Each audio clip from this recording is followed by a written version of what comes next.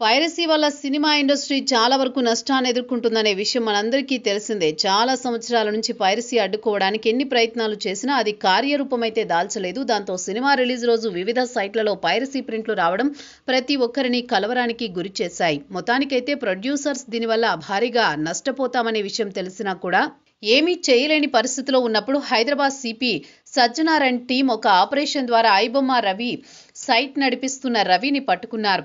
తనని 9 రోజుల పాటు కస్టడీలో ఉంచి విచారించారు సైబర్ క్రైమ్ డీసీపీ అరవింద్ బాబు. రీసెంట్ గానే అతన్ని పోలీస్ శాఖలు జాబిస్తున్నట్లు కొన్ని వార్తలైతే సోషల్ మీడియాలో వైరల్ అవుతున్నాయి. ఇక అవన్నీ అబద్ధమని, అతనికి ఎలాంటి జాబ్ ని మేము ఆఫర్ చేయలేదని డీసీపీ తెలియజేయడం విశేషం. ఈ విచారణలో పైరసీ సినిమాల గురించి చాలా వివరాలు తెలియజేశాడట. కానీ కొన్ని లావాదేవీల విషయంలో మాత్రం ఆయన నోరు మెదపడం లేదంటూ డీసీపీ క్లారిటీ ఇచ్చారు.